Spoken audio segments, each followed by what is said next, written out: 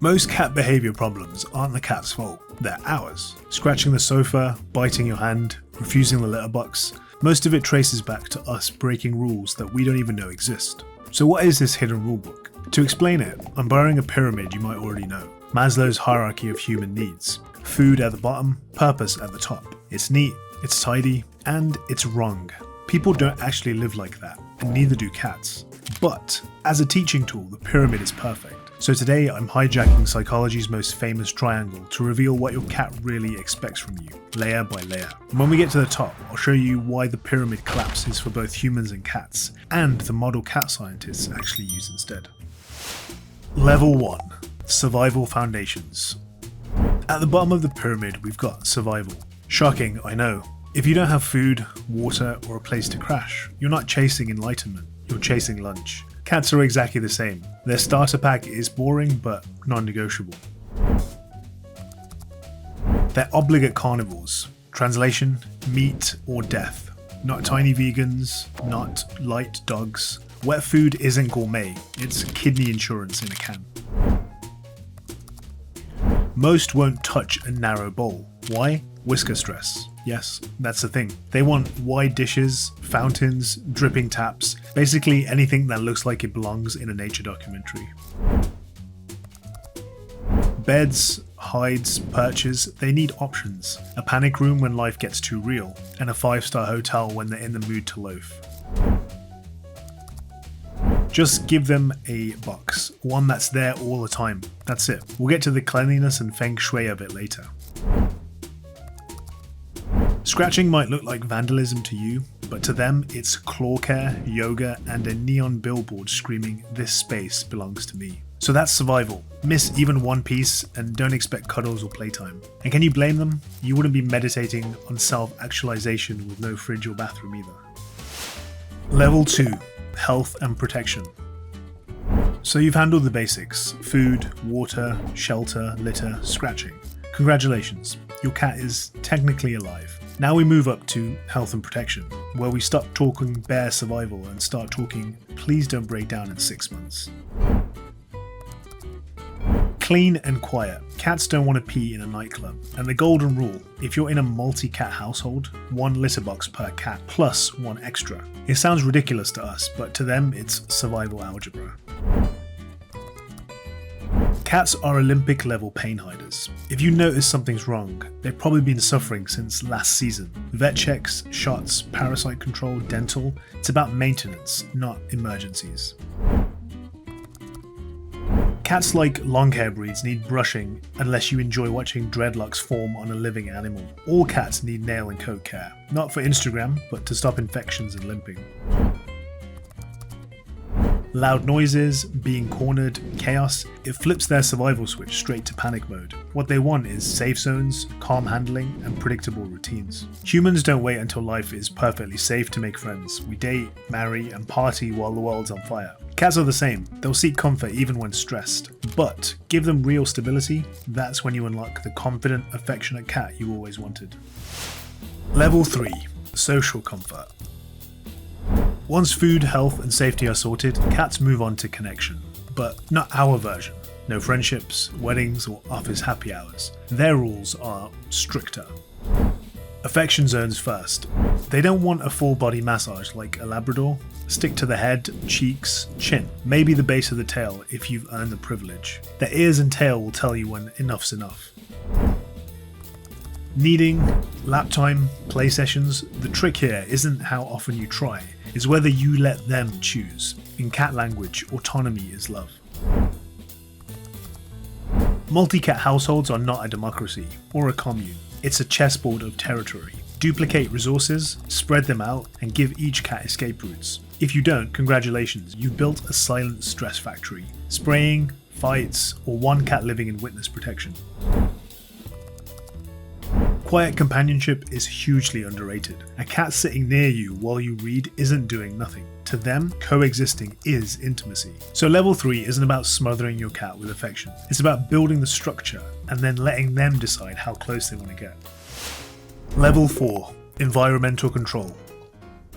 Level 4 is all about control. For humans, this is esteem, feeling competent, respected, and in charge of your life. For For cats, it's simpler. Am I in control of this circus or not? Don't just scoop them up because you're bored. Don't block the doorway. Don't corner them. Cats need the right to say no. And here's a twist, the more freedom they have to reject you, the more often they'll actually choose you. Cats are basically the world's worst negotiators.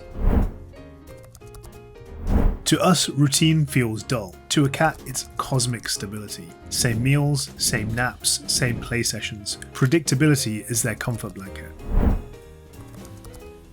Scent and territory are their identity. It's mapped onto the walls and furniture. Every rub, every scratch says, "This is mine, I belong here." If you erase those markers too quickly, you're tearing up their passport.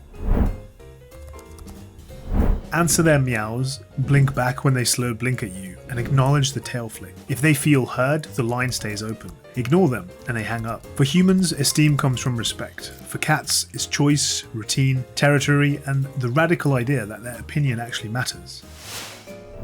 Level 5. Species Fulfilment.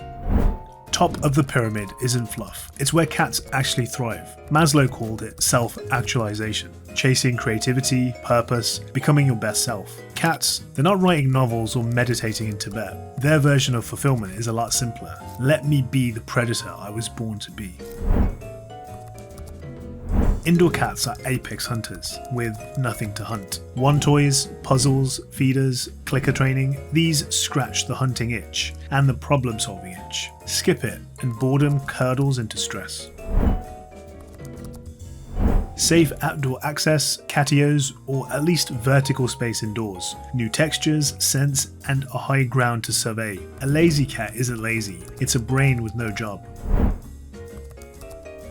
At this stage, you're not just the vending machine, you're the chosen companion. Trust shows up in small ways. A cat settling near you, a quiet need, the slow blink. That's intimacy, feline style. So no, cats don't chase abstract enlightenment, but give them prey to stalk, places to explore, and trust on their terms, and you'll see the fullest version of who they are. So we've climbed the cat pyramid. Food, safety, bonding, control, fulfillment. It looks neat, it looks logical, but here's the problem. No two cats live that pyramid the same way. Respecting individuality isn't some bonus layer, it's the filter that makes the whole thing even function. It sounds neat, right? Clean, simple, except here's another twist. Just like Maslow's pyramid for humans, it's a lie. We've been taught to imagine that needs stack step by step. First food, then safety, then friends, then respect, and finally enlightenment on a mountaintop. But reality? History is full of starving artists chasing meaning, soldiers scribbling poetry in trenches, and parents sacrificing safety for their kids. Needs don't stack, they overlap, they clash, and they run in parallel. And cats? It's the same deal. A gourmet diet doesn't fix a filthy litter box. A plush bed is meaningless if their scent map just got scrubbed away. One broken piece and the whole thing wobbles. The truth? Cats don't climb a neat ladder of needs. They live inside a structure, and that structure is held up by 5 pillars, load-bearing columns for their well-being. If you pull out even one, and down it goes. These pillars weren't dreamed up by cat bloggers. They came from the American Association of Feline Practitioners and the International Society of Feline Medicine. It's basically the UN of cat science. Their job? Build a framework that goes beyond food and litter, one that covers the psychological world as much as the physical. And they designed it to work anywhere. Single cat flats, multi-cat war zones, even vet clinics. Pillar 1. A safe place. Cats need a fortress of solitude. High perches, hideaways, retreats. Basically Batman with fur and fewer trust issues. Somewhere where they can vanish when the world feels too loud. Pillar 2. Key resources duplicated and separated. Food, water, litter, scratching posts, beds. 1 per cat plus 1 extra. It sounds ridiculous, right? But jam everything in one corner and you've just built the Hunger Games. Pillar 3. Play and predation. Your cat is a hunter trapped in a studio apartment. No prey-like play, wand toys, puzzle feeders, or something that moves, and that frustration leaks out in ways you won't like. Translation: your ankles. Pillar 4. Positive human interaction. Not smothering, not ignoring, Respect their terms, the slow blink, the chosen cuddle. You don't own their affection, you rent it, and the lease is very short. And pillar 5, respect for smell. Cats live in an invisible world of scent. Every rub, scratch, whisker brush is cartography for their sanity. Wipe it all away with lemon cleaner and congratulations, you've deleted their GPS.